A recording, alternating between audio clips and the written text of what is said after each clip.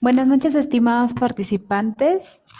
El día de hoy vamos a dar inicio a la tercera clase de este diplomado de la Ley de Procedimiento Administrativo General, a cargo del doctor Freddy Garro Mata, abogado laboralista, especialista también en Derecho Administrativo y magíster en Derecho Procesal. Le voy a dar pase para que pueda iniciar con la ponencia.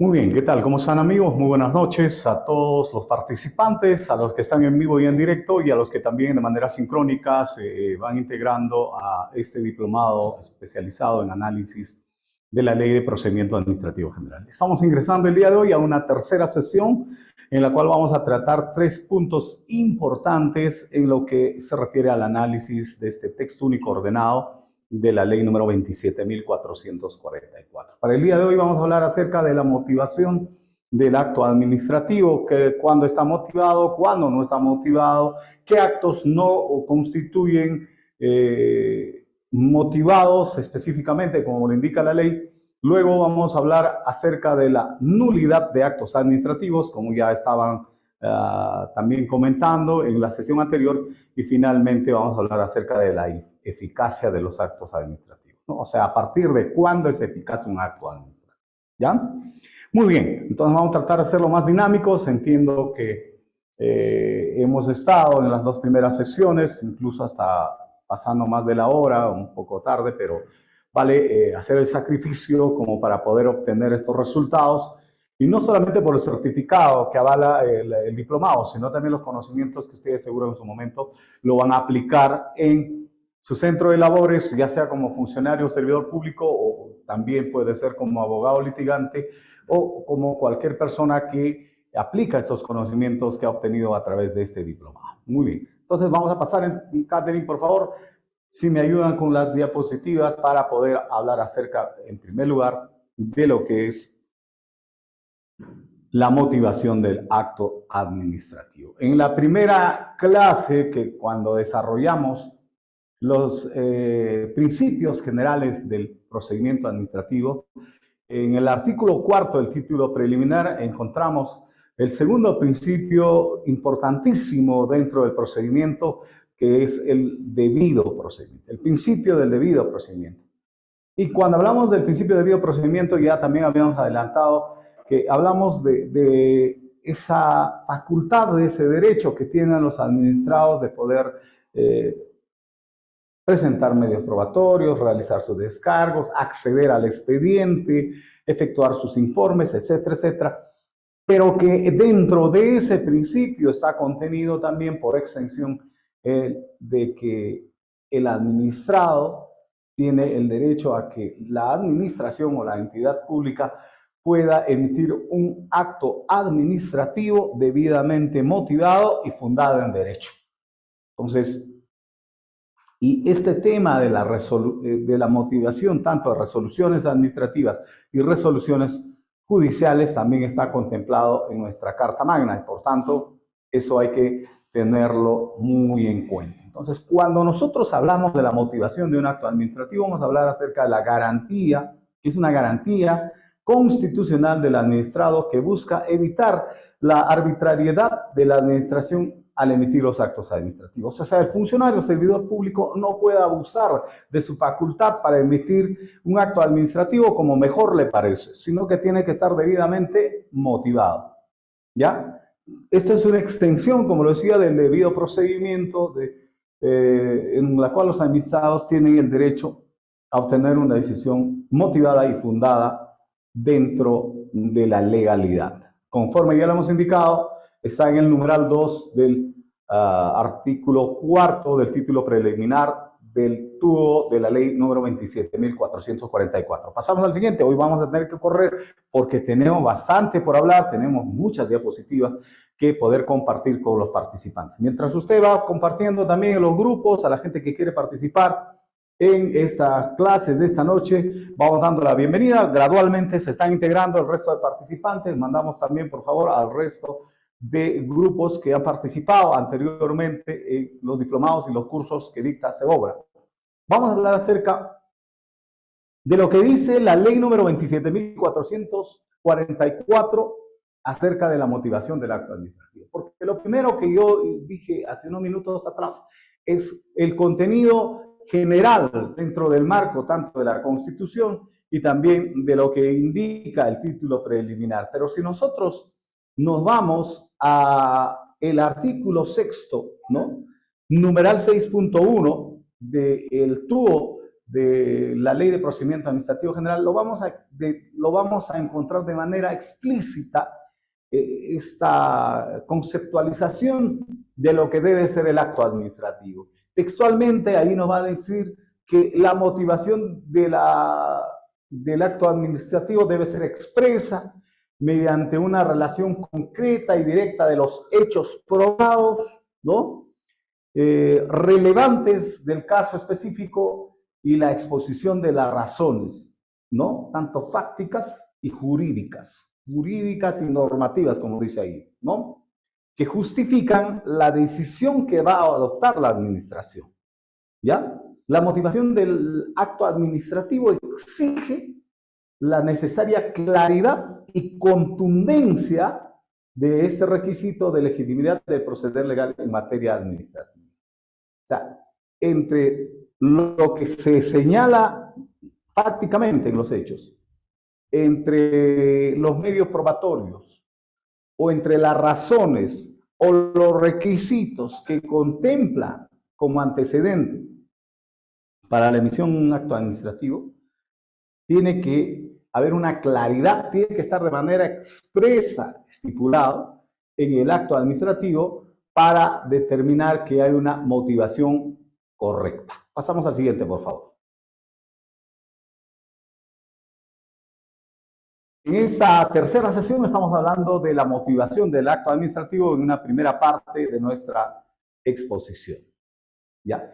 El acto administrativo debe estar debidamente motivado en proporción al contenido, como lo hemos dicho, lo que contiene, ¿no? Y conforme al ordenamiento jurídico.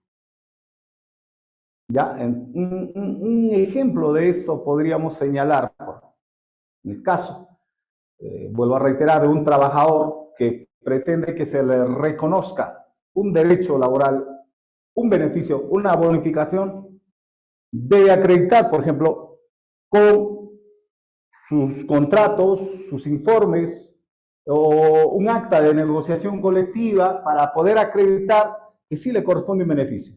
Y la administración, revisando fácticamente esos medios probatorios, revisando las razones por las cuales le corresponden o no le corresponden, revisando la norma jurídica aplicable, le va a declarar o le va a reconocer, en este caso, un beneficio, y eso lo va a hacer a través de un acto administrativo, una resolución, ¿no?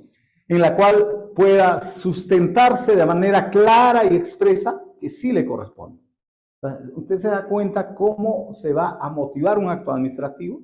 No es que queda libre albedrío de manera genérica para poder resolver una causa. Eso no es un acto administrativo. Es un aparente acto administrativo que no está debidamente motivado, como más adelante voy a indicar. Por tanto, cuando nosotros hablamos de este tipo de ejemplos de reconocimiento de algunos beneficios laborales o otro tipo de intereses particulares, vamos a nosotros también a tener en cuenta que los actos administrativos se van a tomar como antecedentes dictámenes, informes, opiniones, ¿no? Etcétera, etcétera, que van a servir como antecedentes técnicos o jurídicos documentales para poder resolverse. O sea, va a tener una base, y esa base sobre lo cual vamos a transcribir en la resolución, en el informe, en el acto administrativo, en el memorándum, que podría ser también, se va a denominar una motivación por remisión, porque yo me voy a basar en dicho informe, ya sea técnico, ya sea legal, ya sea jurídico, para poder sostener mi acto administrativo y decir que esto es válido, porque así me lo dijo el informe técnico el servidor tal. Porque así me lo dijo el asesor legal en este informe legal, del número tal. Y sobre eso yo voy a sacar un considerando que de la revisión de actuados, de la revisión de los documentos, de la revisión de los hechos, de la revisión de la fundamentación fáctica, ¿no? Del contenido fáctico, es aplicable a la norma jurídica que se está invocando. Por tanto, la motivación va por revisión cuando tiene un contenido de una pericia, de un dictamen, de un informe técnico o un informe legal que va a servir de base para motivar. Los fundamentos y conclusiones de anteriores dictámenes, decisiones, informes obrantes en el expediente, a condición de que se les identifique de modo certero y que por esta constituyen parte integrante del respectivo acto administrativo. Seguro que ustedes han visto. Hay muchos actos administrativos en la cual hasta el 70 o 80% de los informes técnicos o legales se reproducen, porque justamente esos profesionales que conocen la materia van a aportar, van a abonar que ese acto administrativo tenga una motivación suficiente para que el funcionario servidor público pueda adoptar una decisión correcta. Pasamos al siguiente, por favor, al siguiente cuadro.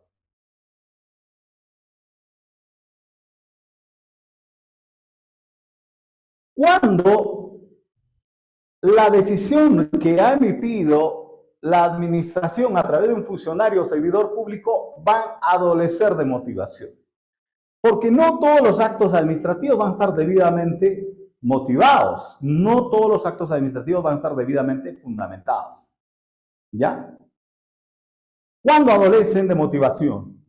Cuando en el acto administrativo se van a señalar fórmulas que son genéricas, que son oscuras, que son vagas, ¿no? O son contradictorias, o son insuficientes. Mira, se dan varias figuras. Cuando hablamos de que hay obscuridad, o sea, no hay claridad en la motivación fáctica ni jurídica, o sea, en los hechos no se dejan entender al emitir un acto administrativo, ya sea una resolución, ya sea un informe, ya sea un memorando, etc. Ese es uno de los requisitos en la cual se adolece de motivación. Otros cuando el fundamento es vago, no tiene esa precisión, es contradictorio. Primero te dicen una cosa, luego te dicen otra, ¿no? O es insuficiente, solamente en 2 líneas me deciden reconociendo o negando, por ejemplo, un derecho. Entonces, ahí estamos ante un acto administrativo que adolece de motivación. ¿Qué más? Cuando utilizan fórmulas genéricas, generales o vacías de fundamento para cada caso concreto. Si yo voy a dar en concesión un terreno del Estado, ¿no? A pedido de una empresa, obviamente tengo que motivar cuáles son las razones, ha cumplido con los requisitos, si es posible ha participado de un concurso, porque normalmente se da en ese tipo de casos los concursos, ¿no? O ha participado en una licitación, ¿no? Entonces, se tiene que fundamentar, no podemos estar en fórmulas generales, ¿no? En cada caso concreto. Y también otra causal de adolecer, de motivación de los actos administrativos son cuando resulten específicamente esclarecedores para la motivación del acto. No resulten lo suficientemente esclarecedores para el acto administrativo que se va a emitir. Pasamos al siguiente cuadro, por favor. Bueno, así como los actos administrativos, las resoluciones, los memorándums, los informes, etcétera, necesitan de una motivación específica, como lo he dicho. Tiene que haber congruencia, o sea, tiene que haber lógica entre lo pedido por el administrado, entre lo ofrecido, los medios probatorios que se han producido y la decisión que adopta el funcionario o servidor público en base a todo eso. Hay algunos actos, como les indicaba en la clase anterior, que no necesitan de motivación y por tanto no son actos administrativos propiamente. Por ejemplo, los proveídos, ¿no? Los procedimientos que no necesitan de una calificación o motivación para poder continuar con el procedimiento administrativo, ¿no? Entonces, temas que no necesitan de motivación. A ver, las decisiones de mero trámite que impulsan el procedimiento, o sea, un proveído, un documento que va a pasar de una oficina a otra, obviamente no necesita de toda una motivación. ¿Por qué va a pasar de esta oficina a la otra? Es simplemente un procedimiento y por tanto ese acto de administración no necesita de una motivación. Pasa de recursos humanos a la gerencia de administración finanzas. Entonces no necesita de motivación. ¿En qué otro caso no necesita de motivación un acto? Cuando la autoridad estima procedente lo pedido por el administrado y el acto administrativo no perjudica derechos de terceros. Un administrado, el ejemplo, pide una autorización, ¿no? El ejemplo clásico para nosotros, para poder obtener una licencia de funcionamiento municipal, ¿no? Y a la simple revisión cumple con todos los requisitos y se le otorga automáticamente la licencia. Y no afecta con esa emisión del acto administrativo de terceros. Hasta ahí podemos incluso decir que estaríamos ante un acto que no necesita mucha motivación. No necesita mayor fundamento, ¿ya? Por otro lado, cuando la autoridad produce gran cantidad de actos administrativos sustancialmente iguales, bastando la motivación única. Entonces, se da el caso que hay casos similares cuando alguien peticiona lo mismo que pide otra persona o otros compañeros de trabajo, etcétera, o otros vecinos. En fin, depende qué tipo de petición lo hacen, pero tienen contenidos muy similares. Entonces, cuando la autoridad produce una gran cantidad de actos administrativos sustancialmente iguales, basta la motivación única. O sea, por ejemplo, hay pluralidad de administrados que piden un mismo tema.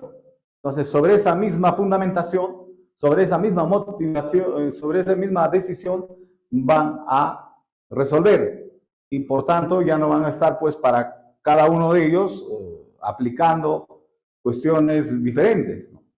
Va a ser mucho más sencillo. ¿Ya? Pasamos al siguiente.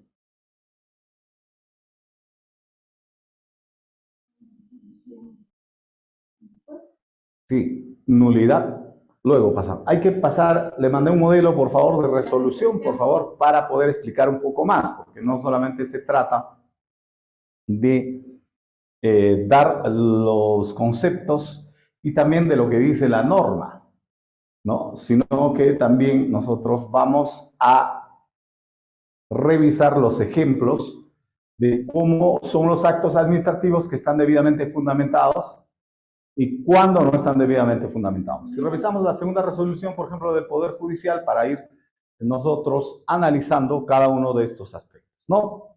A ver, por favor, ahí tenemos el ejemplo. ¿Ya? Muy bien.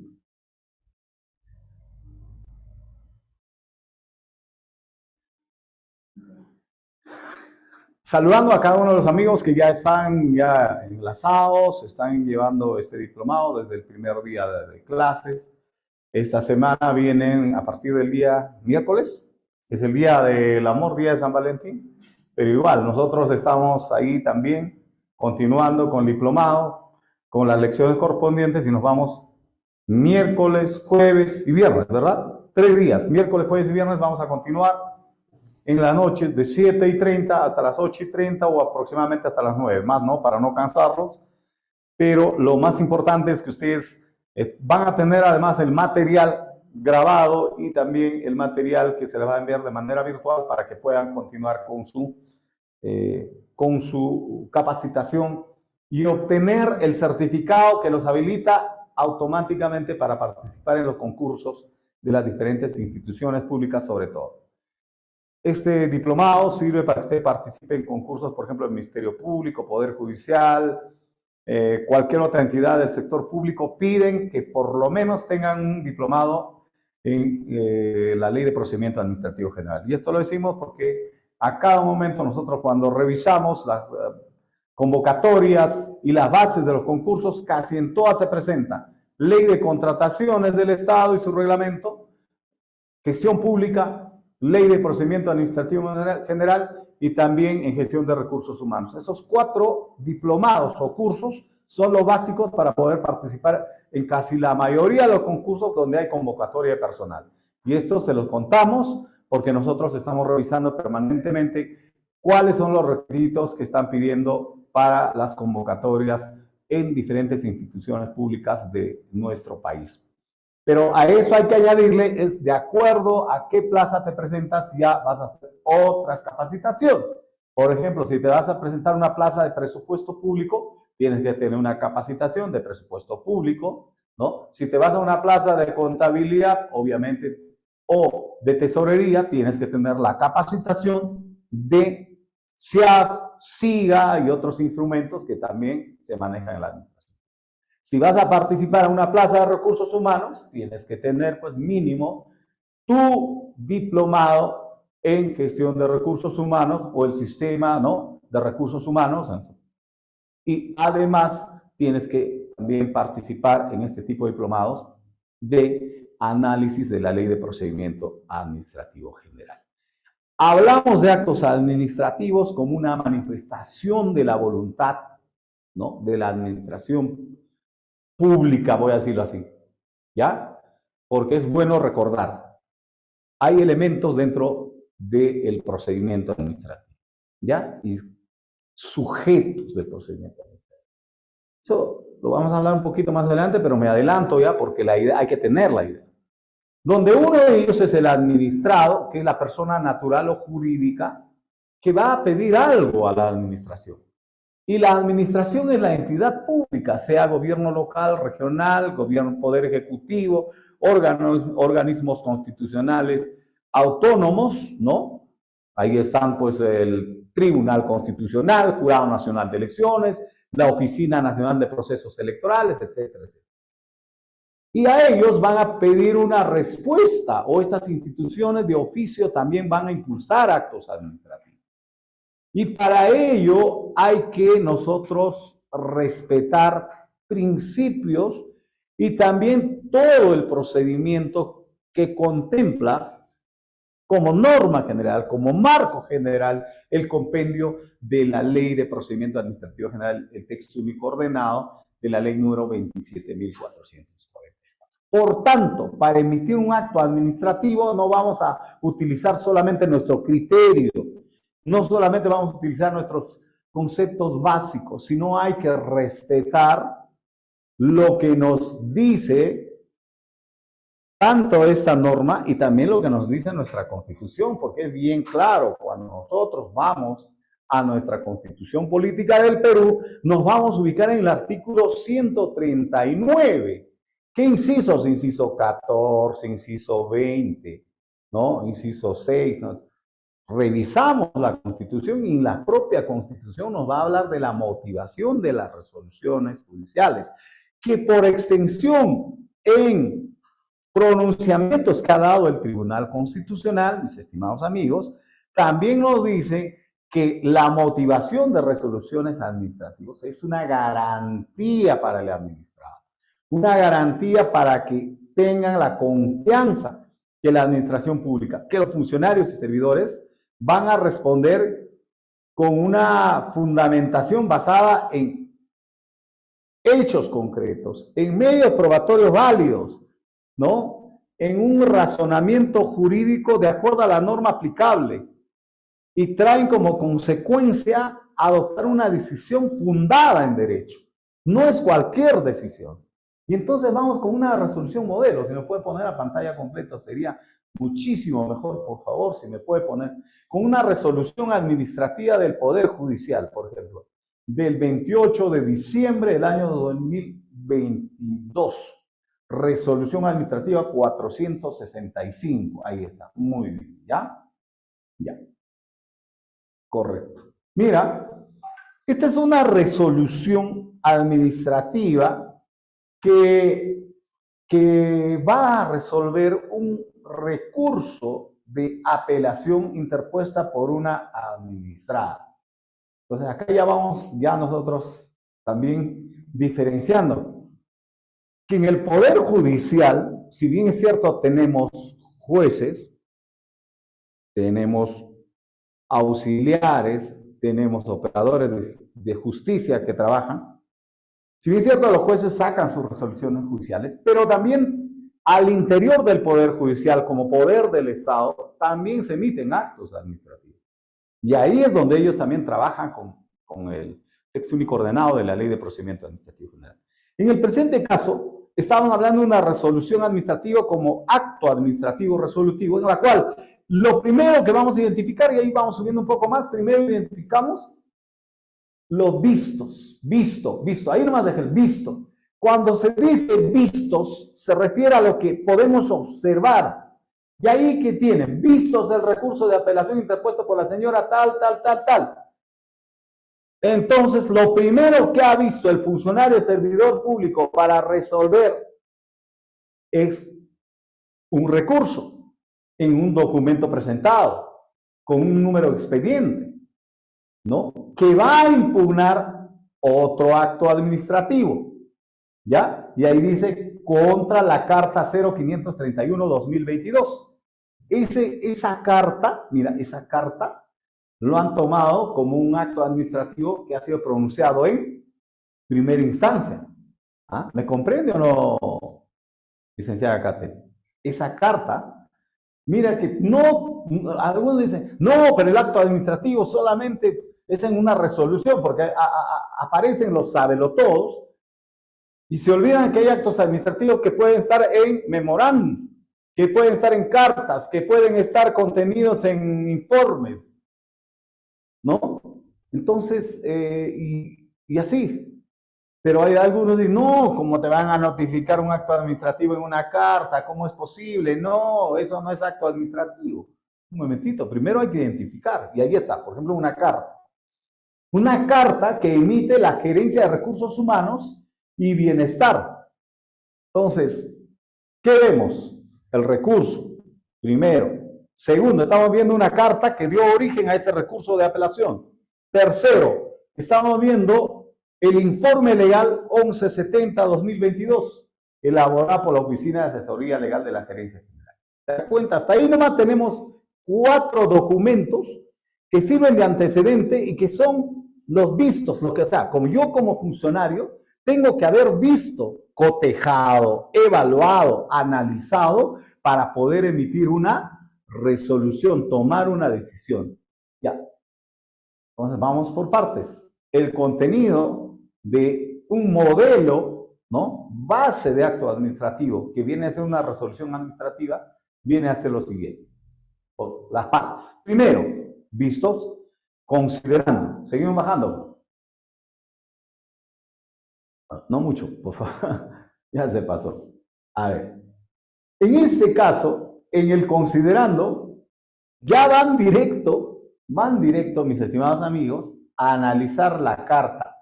Ahí dice, mediante carta número 531, la Gerencia de Recursos Humanos denegó la solicitud efectuada por la señora tal, ¿no? Que impidió el reintegro de la compensación por tiempo de servicios, ¿no? Vacaciones truncas, gratificaciones, bono por función jurisdiccional, etcétera, etcétera. Y le deniegan. Como le han denegado a esta servidora del Poder Judicial administrativa, ella pues va a recurrir a través de un recurso de apelación para que suba a la siguiente instancia y pueda pronunciarse.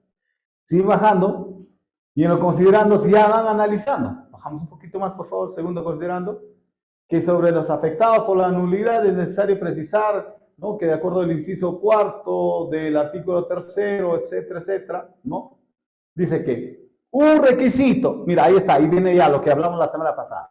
Un requisito de validez del acto administrativo es que debe estar debidamente motivado, ¿no? Debidamente motivado. ¿ya? En proporción al contenido y conforme al ordenamiento jurídico. Ahí está. Entonces, inciso cuarto del artículo tercero del texto único ordenado de la ley número 27.444. ¿Se da cuenta usted? Cuando se va motivando un acto administrativo como tal, no solamente, en este caso de los hechos de la señora, que pide el pago de una serie de beneficios producto de su derecho laboral, no solamente se analiza, se va, como seguimos avanzando, se analiza el contenido de su petición, ¿no? A nivel fáctico, sino también a nivel jurídico. Y ahí dice, ya, el acto administrativo que emitieron en primera instancia, ojo, debería estar debidamente motivado, debería estar acorde a lo que dice, ¿no? El inciso 3 del artículo 4, si no adolece de nulidad. Entonces, vamos a ver. Y ahí nos recuerda, una vez, mira, ahí está, el considerando tercero. El ejemplo por eso es clarísimo, es válido para esta clase. Ahí en el tercer considerando, ¿qué nos dicen los funcionarios del Poder Judicial? El que ha tomado esta decisión, la Gerencia General. No reproduce exactamente, de manera literal. No dicen que la motivación constituye una garantía constitucional del administrado que busca evitar la arbitrariedad de la administración al emitir actos administrativos. Para ello, ¿no? Han tomado en cuenta lo que dice el TUO de la Ley de Procedimiento Administrativo General. ¿Sabes? Como ustedes pueden apreciar, no hay un invento del doctor Garro. Aquí todo está en base a la norma, y no está cómo se le explica y cómo se transmite. Pasamos al siguiente considerando. Sí, cuarto considerando, porque estamos hablando del análisis de la Ley de Procedimiento Administrativo. Y ahí nos hablan ya acerca de cómo el propio Tribunal Constitucional exige a la administración pública que realice una debida motivación de estos actos administrativos. Y si usted lo lee ahí, claro, dice, mira, que para mayor abundancia, ¿no?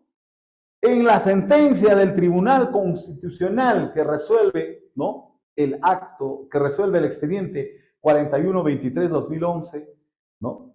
En un proceso de amparo, dice que el derecho a la motivación de las resoluciones administrativas es de especial relevancia. Consiste en ese derecho a la certeza, el cual supone la garantía de todo administrado a que las sentencias estén motivadas. Es decir, que exista un razonamiento jurídico explícito entre los hechos y las leyes que se aplican.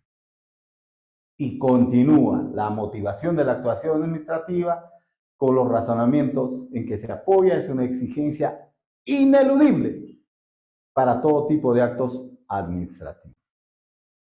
Y sigue avanzando, por favor, ¿no? Entonces ahí dice que lo que se pretende es que no haya arbitrariedad, porque la arbitrariedad es casi común en la emisión de actos administrativos en diversas instituciones, sobre todo que están en lugares recónditos, en lugares donde no hay mucho control acerca de la emisión de estos actos, o por que no conocen, por falta de capacitación, o porque algunos sí son abusivos, son arbitrarios, dicen, no le das, búscale cualquier pretexto, señor asesor legal, pero no le damos.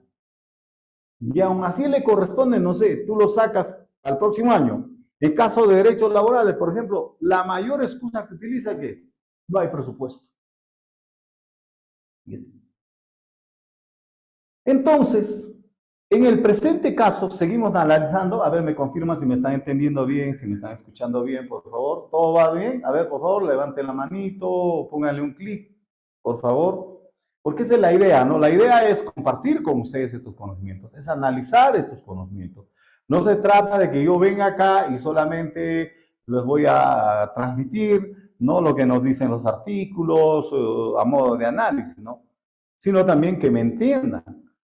¿Cómo así se construye un verdadero acto administrativo debidamente fundamentado y que más adelante no va a ser pasible de nulidad en el propio Poder Judicial? Porque si bien es cierto, en el ejemplo, estamos ante un acto administrativo en segunda instancia, ojo que este acto cuando resuelve la vía administrativa todavía se puede revisar en un proceso judicial a través del proceso contencioso administrativo, pero ya en vía judicial. Entonces, no es que ya cuando en última instancia se pronuncia, ¿no? En sede administrativa ahí quedó zanjado, no.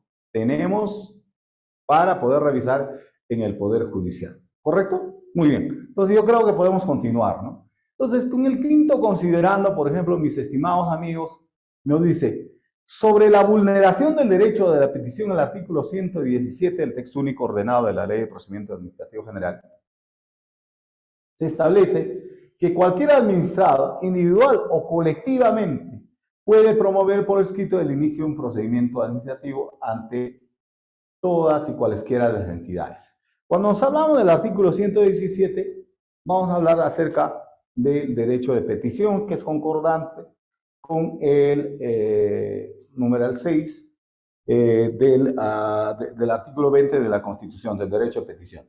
Bueno, lo cierto es que acá nos habla cuando ejerce un derecho de petición reconocido en el artículo 12, inciso 20, corrijo, artículo segundo, inciso 20 de la Constitución, el mismo que comprende presentar solicitudes, ¿no? De interés particular, contradecir actos administrativos, entre otros. Este derecho implica que la administración debe brindar al interesado una respuesta por escrito dentro del plazo legal. Continuamos. Y ahí, incluso en este acto administrativo, si podemos seguir viendo, por favor, seguimos avanzando, citan a un reconocido tratadista en materia administrativa, por ejemplo, en este caso, Juan Carlos Morón Urbina.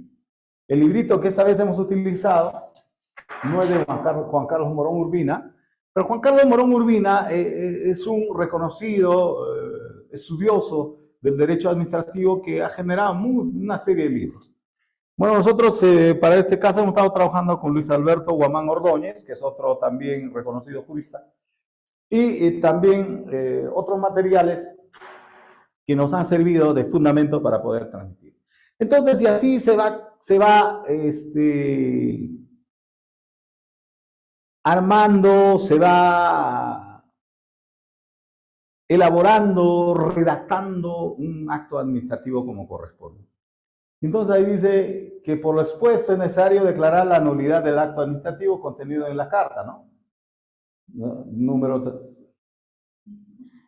04531-2022 en el ejemplo, ¿no? Que en cualquiera de los casos, dice, aquí, subimos por favor, el noveno considerando, sí, ahora voy a responder, ¿no? Que en cualquiera de los casos enumerados en el artículo 10 del texto único ordenado de la Ley de Procedimiento Administrativo General, ¿no? Se puede declarar de oficio la nulidad de los actos administrativos. O sea, cuando advierten que hay vicios y existe la causal correspondiente por infracción de la Constitución, o las leyes o las normas reglamentarias u cualquier otro motivo, se puede declarar la nulidad del acto administrativo. Sí, ¿qué es lo que me están preguntando, por favor, para dar respuesta? ¿Qué es lo que me puede leer, por favor? Con tu micrófono, por favor. ¿Sí? Muy bien, por favor, para poder. Ya, el señor Julio César dice, doctor, no escucho el fundamento de hecho, hasta ahorita todo es doctrinario. Repita, por favor, la pregunta, Nade. Doctor, no escucho el fundamento de hecho, hasta ahorita todo es doctrinario. En el análisis de este acto administrativo, el que hizo la pregunta está en toda la razón. Primero, nos ha hablado de los fundamentos. Primero, solamente en los vistos hemos visto los antecedentes fácticos, o sea, los documentos ya que se han generado anteriormente. Luego hemos estado recibiendo los fundamentos normativos, Ley de Procedimiento Administrativo General, entre otros. Los fundamentos doctrinarios, el estudio lo estamos ubicando ahí cuando hemos observado, por ejemplo, que han tomado referencia de lo que dice Juan Carlos Morón Urbina. Seguimos bajando Seguimos bajando. Si bien es cierto, tendríamos que subir un poco para ubicar en qué parte, no, subimos por favor, en qué parte identificamos el pronunciamiento respecto a los fundamentos fácticos. Ahí está, un poquito más, un poquito más. Ahí está. A ver, a ver.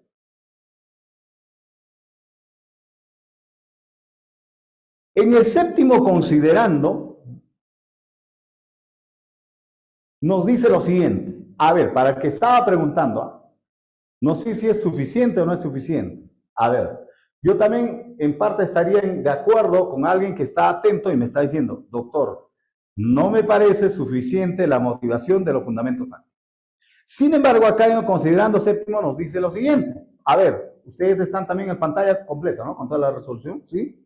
Dice que siguiendo este orden de ideas, porque ya nos han hablado acerca de todos los fundamentos normativos, dice, que siguiendo este orden de ideas resulta oportuno especificar que no son acordes al ordenamiento jurídico los actos dictados por la administración pública que no respeten los principios y disposiciones contenidas del texto único ordenado de la Ley de Procedimiento Administrativo General, tal como lo dispone su artículo 10, en virtud del expuesto al verificarse que la Gerencia de Recursos Humanos y Bienestar ha omitido pronunciarse sobre cada una de las peticiones efectuadas por la recurrente en su solicitud contenida en el formulario único de trámite administrativo del Poder Judicial, se concluye que la carta número 531/2022 de fecha 11 de julio de 2022 vulnera el derecho a la debida motivación. Ahora sí, ¿es suficiente o no es suficiente que en este acto administrativo se haya motivado respecto a cada uno de los fundamentos que solicitó la administrada? A ver, lo primero, nos dicen que hubo un análisis insuficiente. Segundo, ¿alguien más? A ver.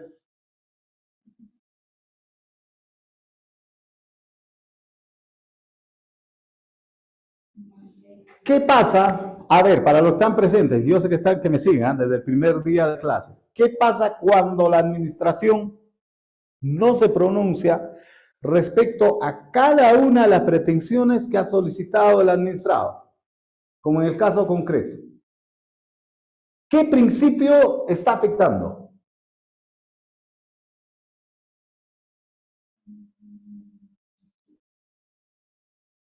Nos dicen acá, mira, en virtud del expuesto, al verificarse, han verificado que la Gerencia General de Recursos Humanos y Bienestar ha omitido pronunciarse sobre cada una de las peticiones efectuadas por la recurrente en su solicitud contenida. Ahí está la respuesta. Yo sé que están atentos y eso me alegra.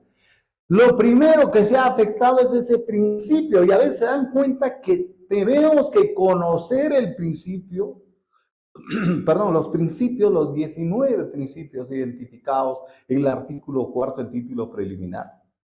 Porque si nosotros conocemos cada uno de los principios y aplicamos al caso concreto, nos vamos a dar con la sorpresa que siempre va a haber algún defecto por el cual vamos a atacar como abogados, ¿no? Defensores de esta persona.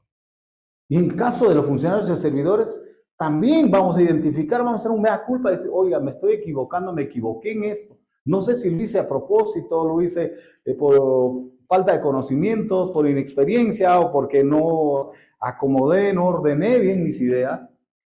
Pero si no me dan una respuesta motivada de cada una de mis pretensiones, están afectando ese principio de debida motivación del acto administrativo, ¿no? Me están afectando ahí la debida motivación del acto administrativo.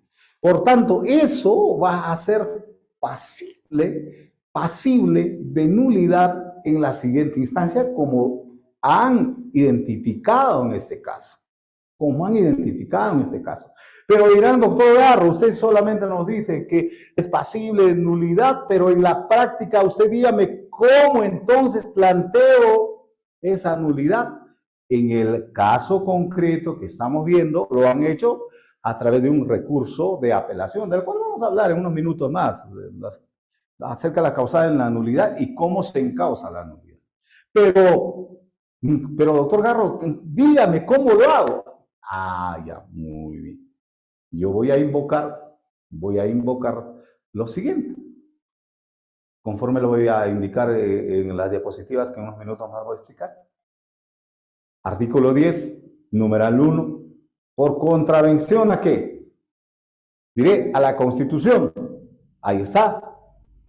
Debida motivación de las resoluciones. Aquí, ¿qué artículo? ¿Cuarto? Inciso 3.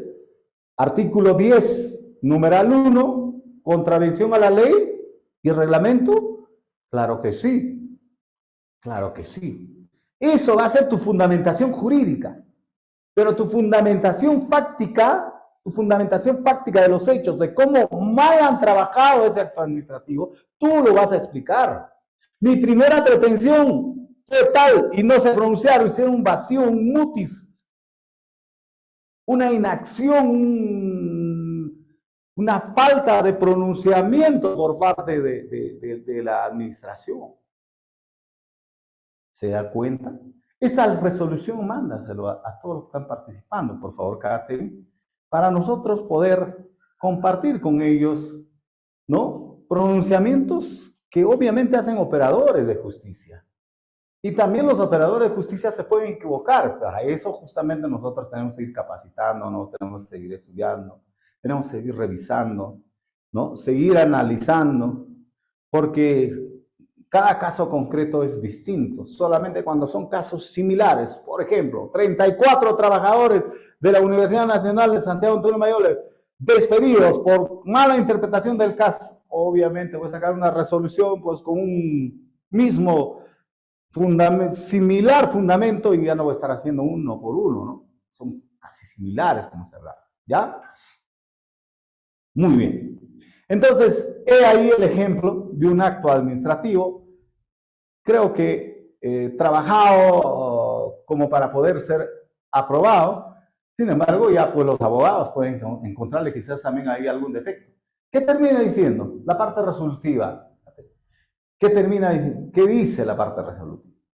La parte resolutiva dice ahí está, la parte resolutiva, ¿no? La tercera parte, ¿no? Primera, las partes de un acto administrativo resolutivo, ¿no? Vistos, considerandos, y la parte resolutiva, ¿no?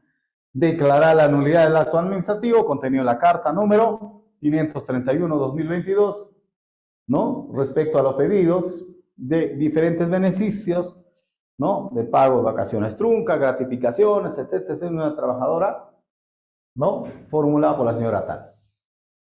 Y en este acto administrativo, que ya más adelante seguro vamos a hablar también, se dispone que se retrotraiga hasta tal, ¿no? Estadio del procedimiento. Y de eso también en unos minutos más vamos a hablar. Muy bien, muchas gracias. Ahora vamos a continuar hablando de la nulidad de los actos administrativos, ¿ya?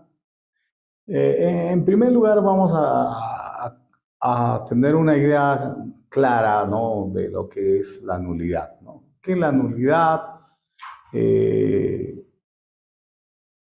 Es algo que se puede subsanar, algo que nació sin ningún valor jurídico. Para eso nosotros tenemos que transportarnos a lo que, tener una idea, una noción de lo que es la nulidad. Y si bien es cierto, inicialmente, cuando nosotros estamos en la universidad hablamos de la nulidad desde el punto de vista del Código Procesal Civil, del Derecho Procesal Civil. Entonces ahí se identifica la nulidad como una omisión de una solemnidad, ¿no? De un requisito establecido por ley para el valor de ciertos actos jurídicos. Entonces nosotros lo que nos vamos a tratar de identificar es dentro de un procedimiento qué pasa con la nulidad, ¿no? ¿Qué es lo que es en realidad la nulidad del acto administrativo, ¿no? ¿Cómo lo conocemos, la nulidad del acto administrativo? es que adolece de algo, falta algo, o está mal hecho, está mal elaborado, mal redactado la manifestación de la administración. ¿Qué es lo que pasa en cuando vamos a hablar de nulidad de acto administrativo?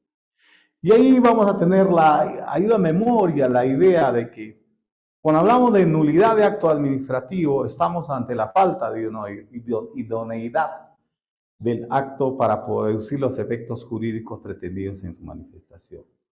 O sea, un acto administrativo es idóneo o no es idóneo para producir efectos jurídicos pretendidos en su manifestación.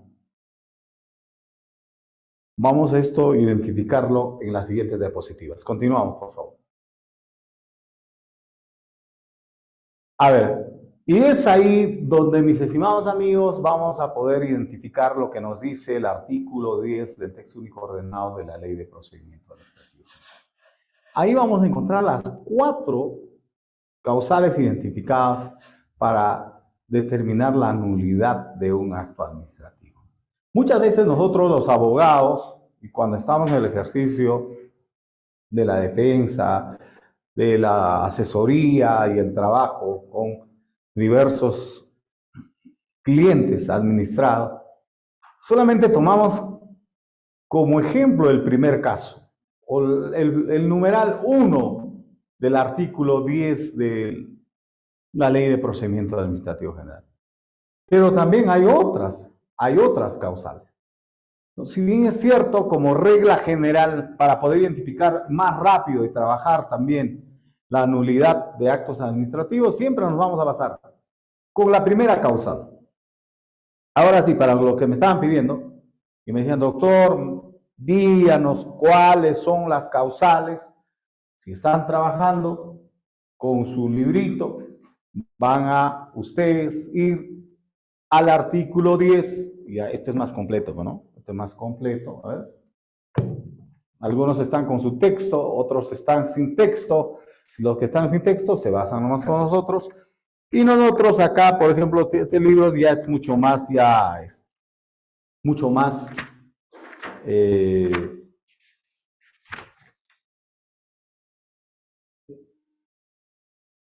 elaborado, redactado, mucho más completo.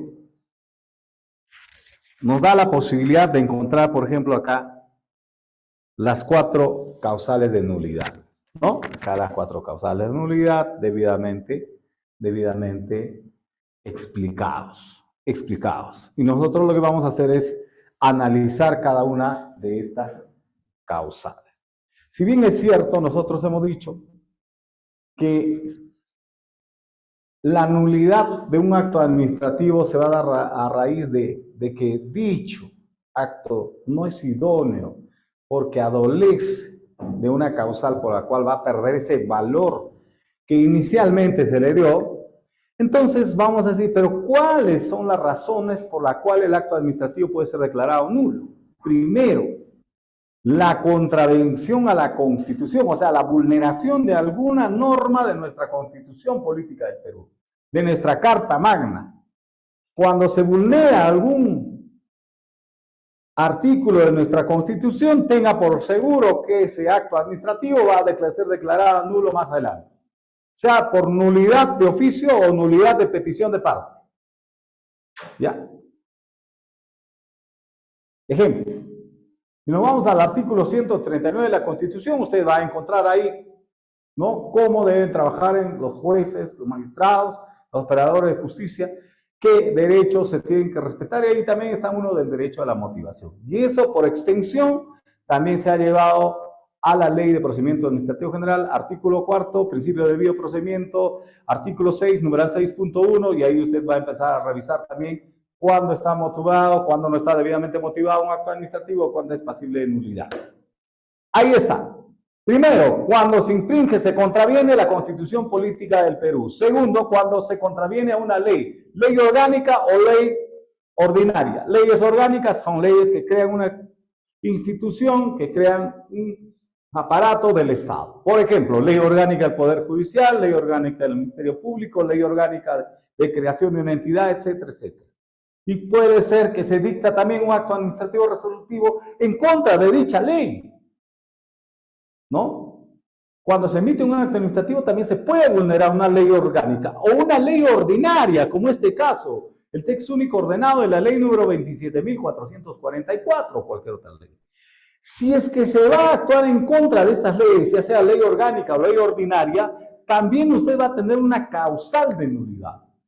O cuando se va a vulnerar una norma reglamentaria, ¿no? ¿Qué nos dice el reglamento de la ley de contrataciones? Dice que usted debe cumplir con esto y esto. No han procedido de esa manera, nulidad de ese acto administrativo que aprobó las bases administrativas, etcétera, etcétera, etcétera, de una contratación, por ejemplo. ¿Se da cuenta?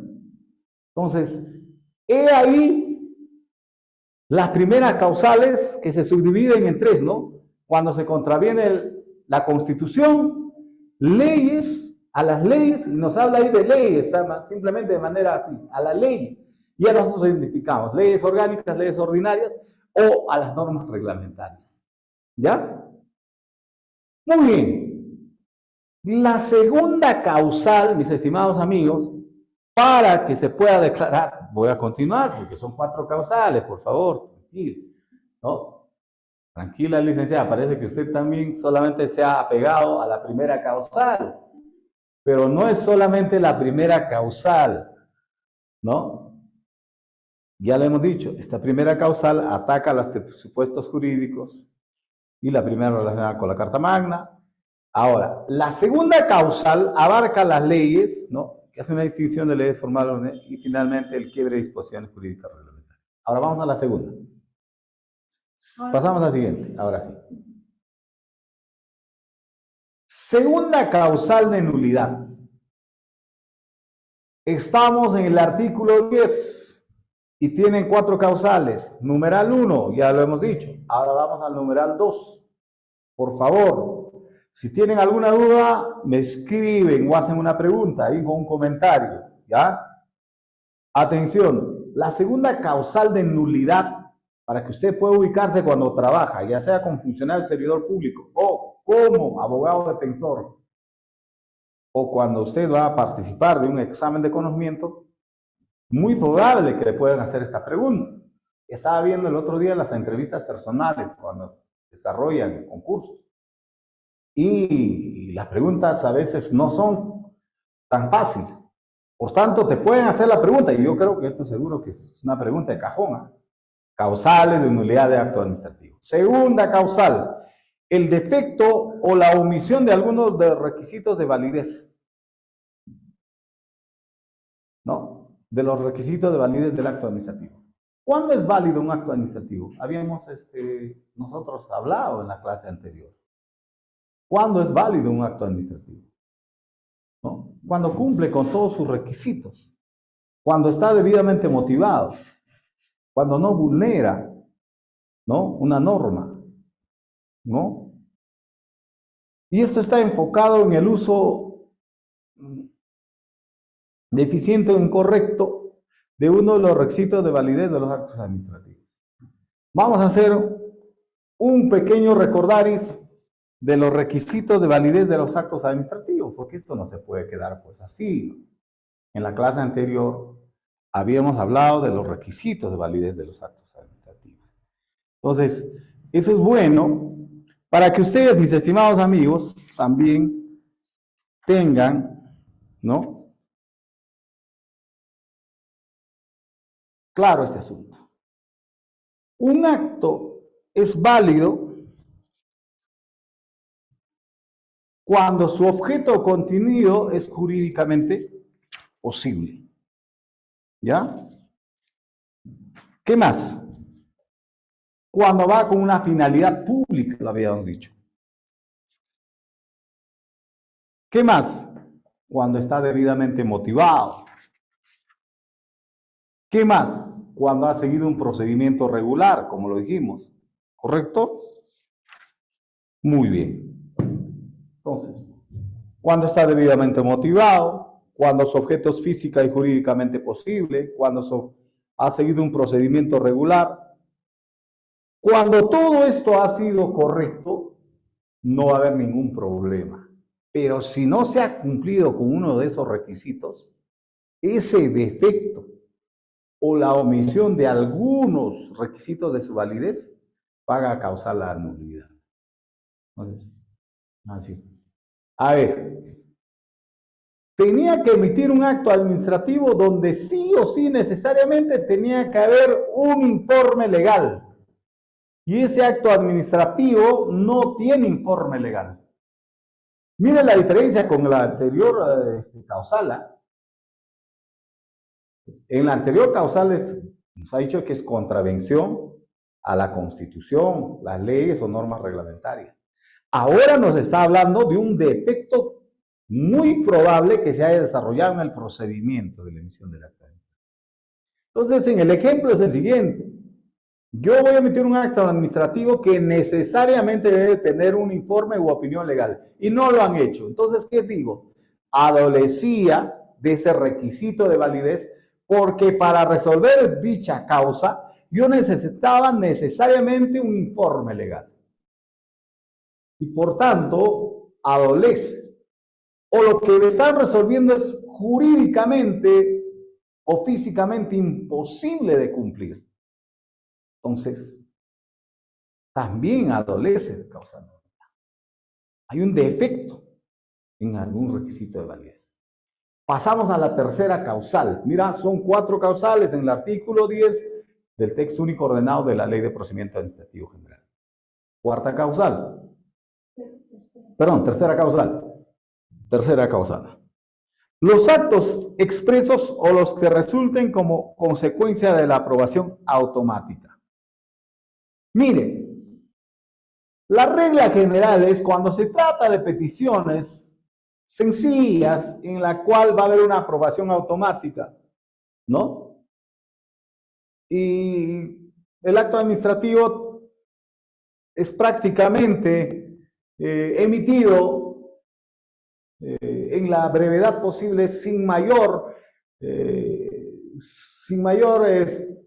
tiempo de análisis, de verificación de todos los requisitos que deben contemplarse y bueno. Pero esos actos de aprobación automática no quiere decir que no van a ser revisables. Ya lo habíamos dicho en la primera sesión. En la administración pública y en los procedimientos administrativos se cuenta con un principio también que posibilita a la administración revisar los actos posteriormente.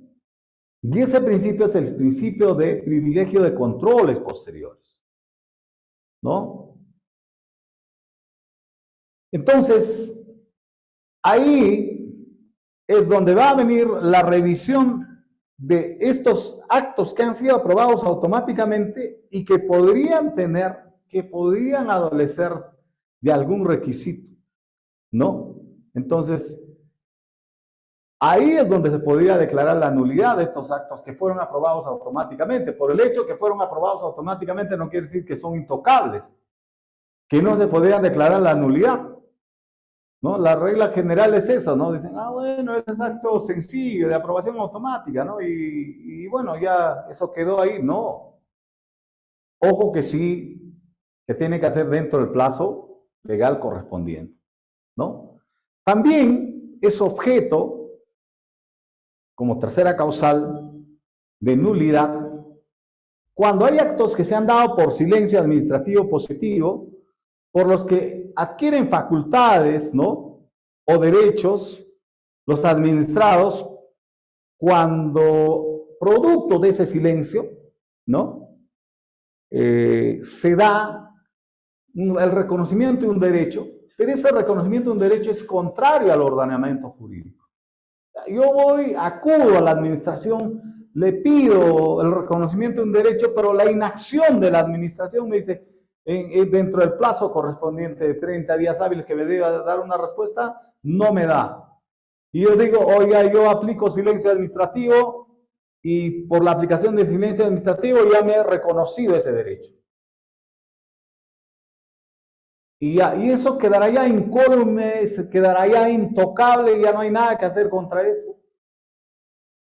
Me están escribiendo algunos comentarios, sería bueno conocer eso. ¿Sí? Por favor. O se puede declarar la nulidad, ¿no? A ver, particularmente cuando dice que si todo está claro, no es necesario un informe legal. Bueno, donde exista la duda, se debe solicitar informe legal. A ver.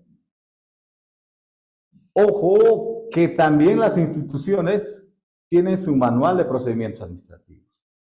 No es un capricho, no es una burocracia. Ya hay instituciones en las cuales necesariamente se tiene que emitir un informe legal para tener el sostén correspondiente cuando se va a más adelante poner en tela de juicio la emisión del dicho acto administrativo. Sobre todo cuando se trata de emisión de actos administrativos de reconocimiento de derechos que van a generar relevancia al interior de la entidad y también en otras instituciones. Por ejemplo, cuando uno va a reconocer un derecho a un trabajador en la cual se habla de beneficios económicos, ¿no? O en todo caso un nombramiento, ¿no?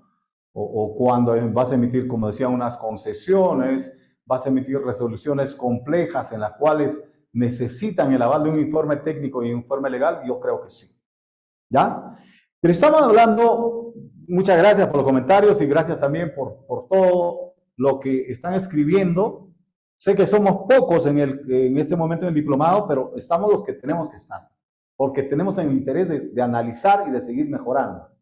Esto no es un diplomado en la cual yo les transmito los conocimientos y ustedes conformen, no. Aquí estamos para reflexionar, aquí estamos para analizar y esto nos va a servir para aplicar día a día en nuestro trabajo. Y eso es lo más importante para mí. Y para mí es beneficioso, como lo decía. La tercera causal en cuanto a la aprobación de automática de algunas peticiones, no va a decir que esto ya es intocable. No, señor. Si bien es cierto, me dicen el TUPA o según la ley de procedimiento administrativo, esto ya es de aprobación automática, solamente presente, etcétera, etcétera, un momentito. Por el hecho de que tiene la condición de aprobación automática, no quiere decir que no es revisable. Sí lo podemos revisar y puede ser causal de nulidad. Me obtuvieron con el supuesto de aprobación automática un derecho o un reconocimiento, ¿no? Con un acto administrativo que está en tela de juicio y podría declararse la nulidad. No porque fue de aprobación automática, no, ya no lo puedo revisar, no, falso. Ahí está, numeral 3 del artículo 10 de la Ley de Procedimiento Administrativo General. Ahí mismo, que nos dice también el numeral 3, los que aplican silencio administrativo por el solo hecho que ha pasado el plazo, 10, 30 días como plazo máximo, yo no recibo una respuesta, allá el tinterillo le dice, vaya, presente silencio positivo y date por reconocido tu derecho. Ojo que eso también no es definitivo. ¿Y por qué no es definitivo? Porque el silencio administrativo positivo no puede afectar el interés general. Así está clarísimo. Entonces se puede revisar, oye, tú te has reconocido un derecho por solamente la inacción de la administración pública, pero ojo, ese derecho que tú te estás reconociendo, que supuestamente por silencio positivo te estás reconociendo, está afectando al vecino A, al B, al C, al D y en fin, casi a toda la población. Y por tanto eso no es silencio administrativo positivo. Un momento. Me voy a traer abajo esa resolución ficta, ¿no? Esa resolución denegatoria ficta por el cual tú te has reconocido ese derecho. ¿Y cómo es, doctor? ¿Pero qué me habla de ficta? Ficta viene de la ficción jurídica que se forma el administrado cuando la administración a través de un funcionario del servidor público no le da una respuesta en el momento oportuno.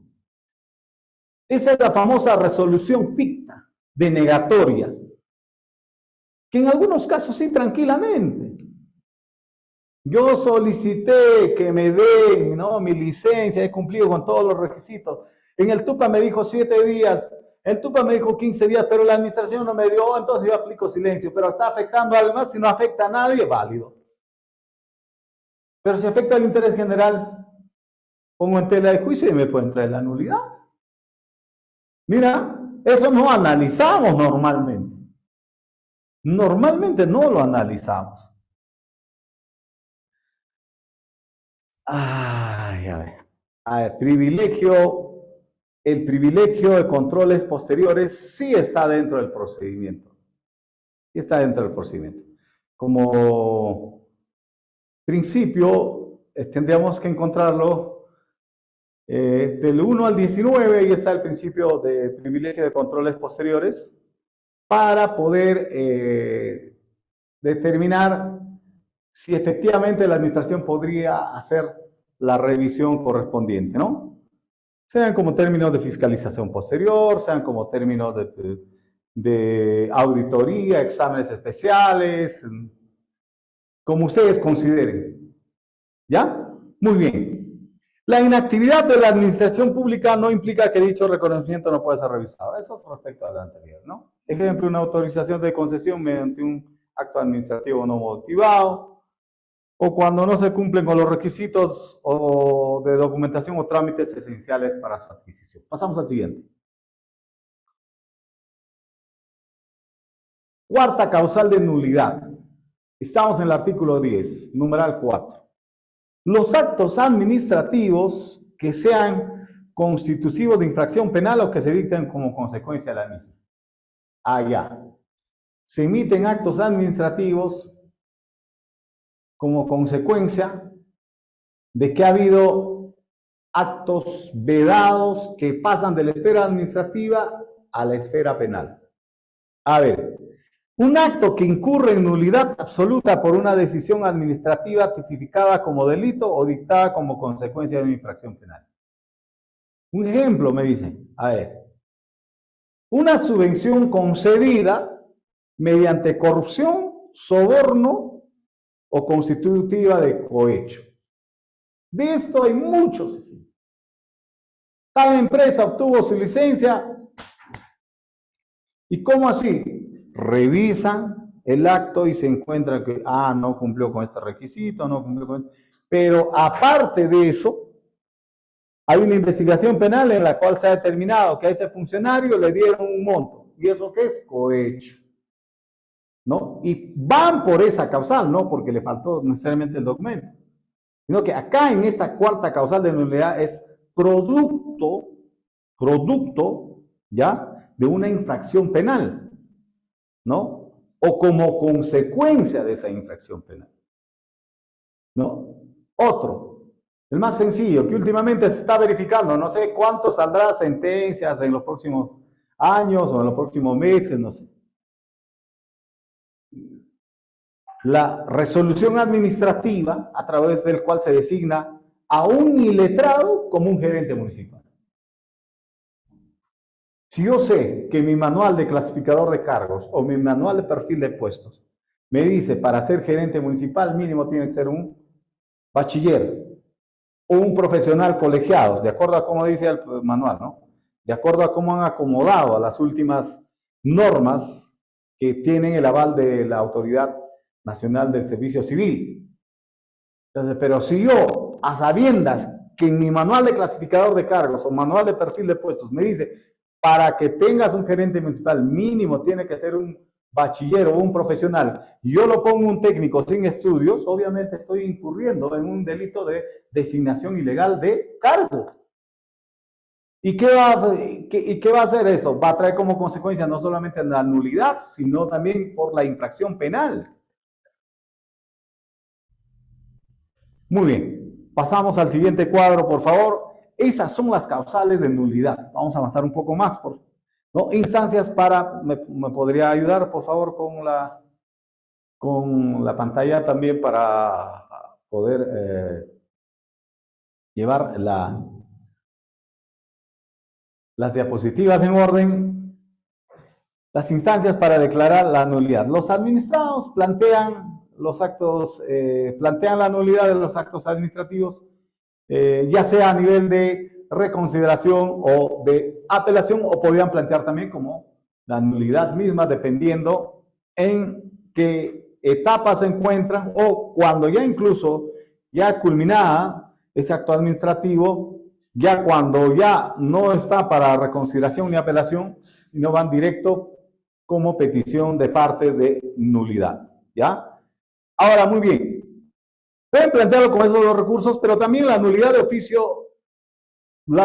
oficio puede ser planteada por la misma autoridad que advierte alguna de las causas. La nulidad de oficio será conocida y declarada por la autoridad superior de quien dictó el acto. O sea, me dicta un acto administrativo, un subgerente, por ejemplo, un subgerente de recursos humanos. Y el inmediato, jefe inmediato, que puede ser subgerente de recursos humanos, gerente de administración final, ¿no?, es quien va a dictar la nulidad de dicho acto en el ejemplo, ¿no? La nulidad planteada por medio de un recurso de reconsideración o de apelación será conocida y declarada por la autoridad competente para resolverlo. Siguiente. A ver, y en esto creo que nos vamos a encontrar con algunos ejemplos de lo que hemos estado trabajando últimamente en cuanto a nulidades, ¿no? Resulta que cuando se emiten actos administrativos siempre se está hablando de intereses, ya sean particulares, el interés general o al interior de una institución. Entonces, la declaración de nulidad de un acto administrativo, en primer lugar, tiene un efecto declarativo y retroactivo, ¿no?, a la fecha del acto, salvo derechos adquiridos de buena fe por terceros, en cuyo caso operará a futuro. Creo que ahí tenemos un ejemplo que lo vamos a explicar luego, ¿no? Por ejemplo, en la cual dijo también retrotraer hasta tal etapa, ¿no? Entonces, cuando se declara la nulidad, se tiene efecto en muchos de los casos declarativo y retroactivo, ¿no? Por otro lado, respecto del acto declarado nulo, los administrados no están obligados a su cumplimiento y los servidores públicos deberán oponerse a la ejecución del acto, fundando y motivando su negativa. A ver, este segundo aspecto pareciera un poco complicado de entenderlo. Parece un poco, o sea, de una vez que se ha emitido un acto administrativo en la cual se declara nulo, dice que los administrados no están obligados a su cumplimiento. ¿Cómo entiendes? O sea, dice, basta que se emite el acto y ellos dicen que, ya bueno, yo no tengo necesidad de estar haciendo notificar, de estar procurando para que digan, reconozcan que este acto ha sido declarado nulo. Basta que yo conozca que ha sido declarado nulo. En el caso de los servidores, sí dice que ellos tienen que, ¿no?, oponerse a la ejecución del acto, fundando y motivando su negativa. ¿Ya? En caso de que el acto viciado se hubiera consumado o bien sea imposible retrotraer sus efectos, solo dará lugar a la responsabilidad de quien dictó el acto y en su caso a la indemnización para el afectado. A ver, ¿y esto cómo lo entendemos? Resulta que hay algunos actos administrativos que ya no se pueden retrotraer a ciertas etapas. A ver, el ejemplo. Se da un concurso público para poder coberturar una plaza en una institución pública. Y este concurso público se da de enero a junio, por ejemplo, a junio del año 2024. ¿Ya? Pero en este concurso público resulta un ganador, ¿ya? Un ganador. Y el segundo elegible dice, oiga, yo no estoy de acuerdo con los resultados, ¿no?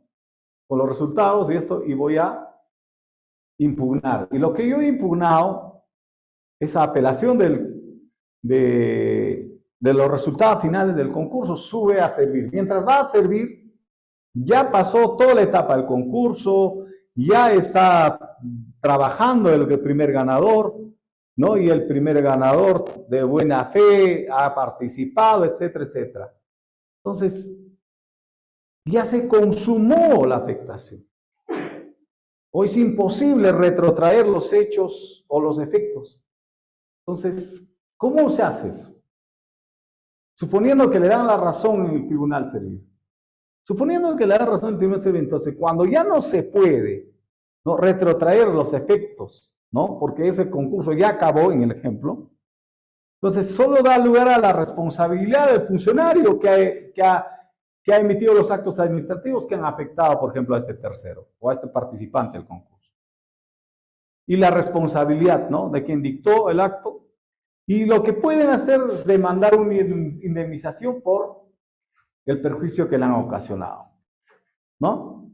Muy bien. Pasamos al siguiente cuadro, por favor.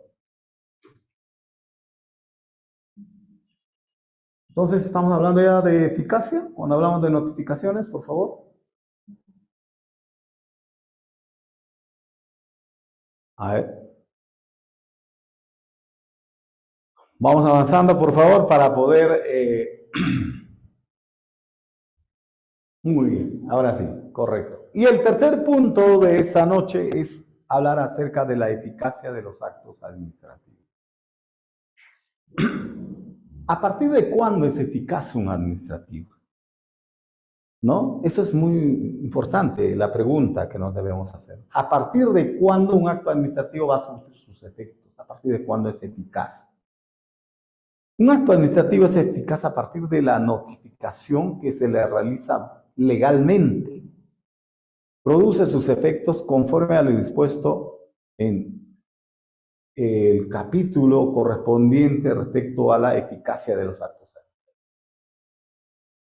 Ya habíamos hablado de la diferencia entre eficacia y eficiencia. Cuando vamos a hablar de eficacia de los actos administrativos, vamos a hablar acerca de ese trabajo que se va a desarrollar, en la cual ese acto administrativo va a surtir sus efectos como corresponde, válidamente, ¿no? Que posteriormente no nos va a dar la posibilidad de que nos estén cuestionando. Por tanto, el acto administrativo es eficaz a partir de su notificación legalmente realizada. El acto administrativo que otorga beneficio al administrado se entiende eficaz desde la fecha de su emisión, salvo disposición en contrario. O sea, al que se lo notifica en su emisión, ¿correcto? Muy bien, pasamos al siguiente.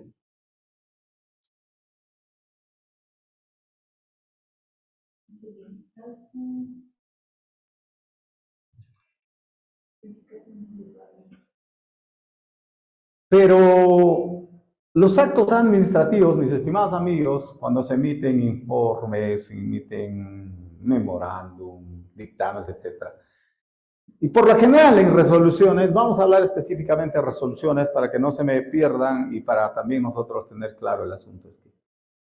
Cuando se emite una resolución, un acto administrativo explícitamente, con fecha, en la cual está contenido el visto, el considerando, la parte resolutiva, sobre todo en la parte resolutiva,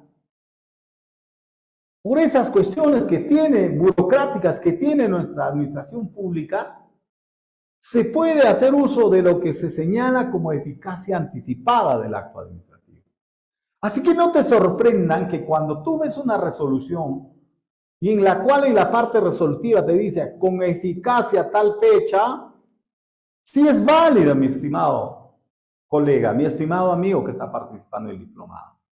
Porque la autoridad administrativa, y conforme lo dice la norma, podemos revisar por ahí, por favor, artículo 12, pero no me equivoco, por favor, si me ayuda Kate.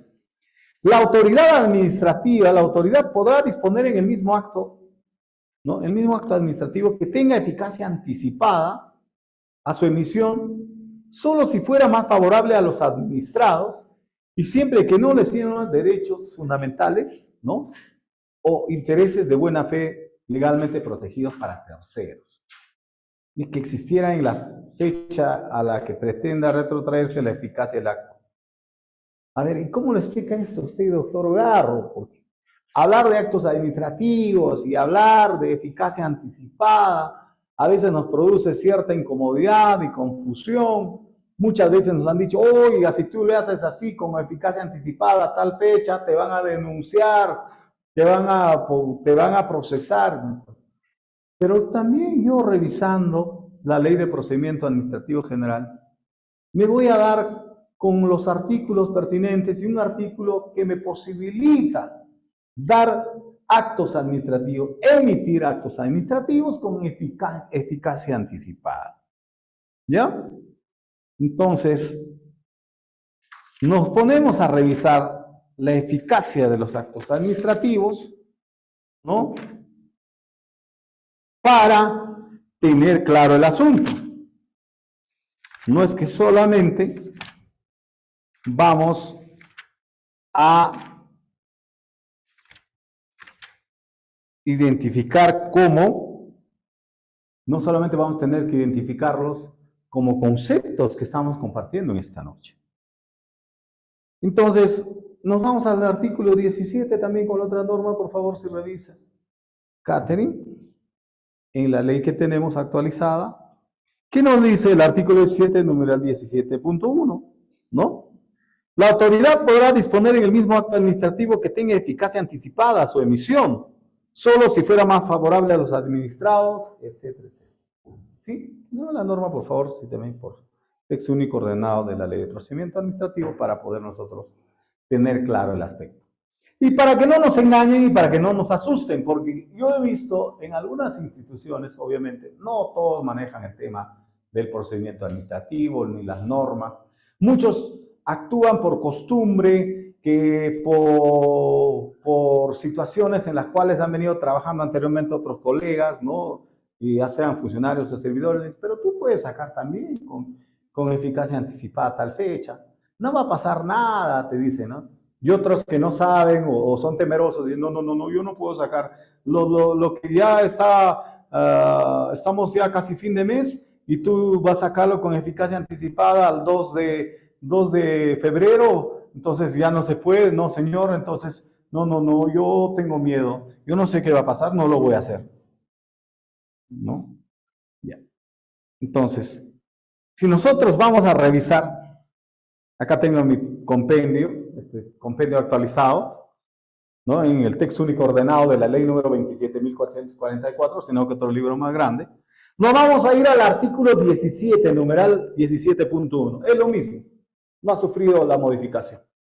Nos dice que la autoridad podrá disponer en el mismo acto administrativo que tenga eficacia anticipada a su emisión, solo si fuera más favorable a los administrados y siempre que no lesione derechos fundamentales o intereses de buena fe legalmente protegidos a terceros y que existe en la fecha en la que pretenda retratarse la eficacia del acto supuesto hecho justificado para la adopción. Voy a sacar una resolución en la cual voy a reconocer el derecho a un trabajador que se le pague todo el mes completo, ingresó a trabajar a los primeros días del mes, pero ha seguido todo el procedimiento para que se le, aparte de su requerimiento, para que se le dé su certificación presupuestal, para que puedan darse el informe, etcétera, etcétera. Y yo le saco esa resolución en la cual le estoy reconociendo que trabaja desde el primer día del mes, pero que todavía demoró la emisión del acto, con eficacia anticipada los primeros días de ese mes. ¿Será inválido? ¿Será ineficaz o será eficaz? ¿Qué me dicen en el comentario? Que si, por cierto, están participando bastante, ¿no? Los pocos que estamos ahí, pero hay gente que está participando. Me pueden hacer las críticas, me pueden hacer los comentarios, me pueden hacer las aclaraciones. O si están conformes también, con mucho gusto. Yo no tengo, obviamente tiene que fundamentarse la eficacia anticipada. Efectivamente. ¿Por qué? ¿Qué pasó? ¿Qué ocurrió para yo emitir todavía el acto administrativo casi a fin de mes cuando pude haber hecho los primeros días? Y ahí es donde está, ¿no? La certificación presupuestal nos tomó tantos días. El requerimiento tuvo que transcurrir de aquí, allá, de tal área a tal área, etc. ¿Se da cuenta? Correcto. Muy bien, pasamos al siguiente. ¿Estamos más de las 9? ¿Sí?